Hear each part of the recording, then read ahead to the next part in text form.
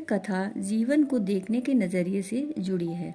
आपने शायद पहले भी पढ़ सुन रखा हो, पर सकारात्मक चीज़ों को तो जितना दोहराएं उतना अच्छा।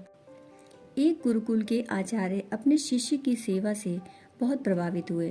विद्या पूरी होने के बाद जब शिष्य विदा होने लगा तो गुरु ने उसे आशीर्वाद के रूप में एक दर्पण दिया।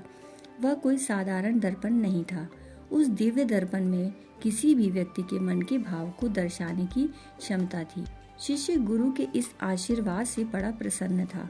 उसने सोचा कि चलने से पहले क्यों न दर्पण की क्षमता की जांच कर ली जाए। परीक्षा लेने की जल्दबाजी में उसने दर्पण का मुंह सबसे पहले गुरुजी के सामने कर दिया। शिष्य को तो जैसे सदमा लग गया। दर्पण यह दर्शा रहा था कि गुरुजी के हृदय में मोह, अहंकार, क्रोध आदि दुर्गुण स्पष्ट नजर आ रहे हैं। मेरे आदर्श, मेरे गुरुजी इतने अवगुणों से भरे हैं, यह सोचकर वह बहुत दुखी हुआ। दुखी मन से वह दर्पण लेकर गुरुकुल से रवाना तो हो गया, लेकिन रास्ते भर मन ही मन एक ही बात चलती रही। जिन गुरुजी को समस्त दुर्गुणों से रहित एक आदर्श पुरुष समझता था, लेकिन दर्पण ने तो कुछ और ही बता दिया।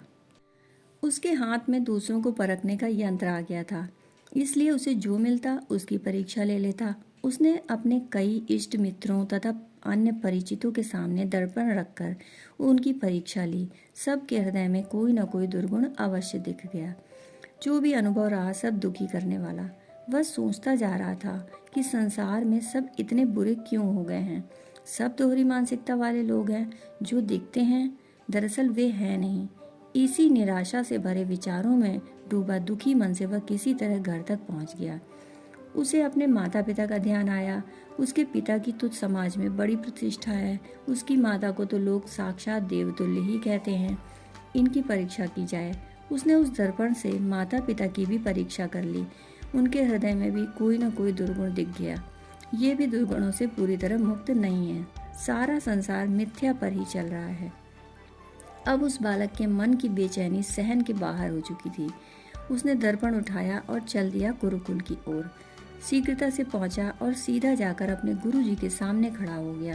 गुरुजी उसके मन की बेचैनी देखकर सारी बात का अंदाजा लगा चुके थे।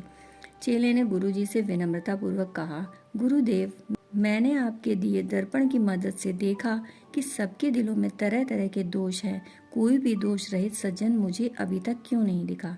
क्षमा के साथ कहता हूँ कि स्वयं आप में और अपने माता पिता में मैंने दोषों का भंडार देखा। इससे मेरा मन बड़ा व्याकुल हो। तब गुरुजी हंसे और उन्होंने दर्पण का रुख शिष्य की ओर कर दिया। शिष्य दंग रह गया।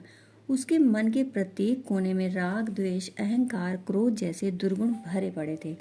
ऐसा कोई कोना ही न था जो निर्मल हो। गुरुजी बोले, बेटा, यह दर्पण मैंने तुम्हें अपने दुर्गुण देखकर जीवन में सुधार लाने के लिए दिया था, न कि दूसरों के दुर्गुण खोजने के लिए। जितना समय तुमने दूसरों के दुर्गुण देखने में लगाया, उतना समय यदि तुम स्वयं को सुधारने में लगाए होते तो अब तक तुम्हारा व्यक्तित्व ही बदल चुका होता। मनुष्य की सबसे बड़ी कमजोरी यही है कि वह दूसरों के दुर्गुण जानने में ज्यादा रुचि रखता है, स्वयं को सुधारने के बारे में सोचता ही नहीं। इस दर्पण की यही सीख है जो तुम नहीं समझ सके।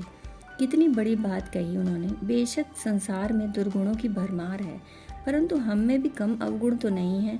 किसी और में दोष खोजने से बड़ा अवगुण क्या हो सकता है। यदि हम स्वयं में थोड़ा थोड़ा करके सुधार करने लगें तो हमारा व्यक्तित्व परिवर्तित हो जाएगा, पर हम ऐसा नहीं करते।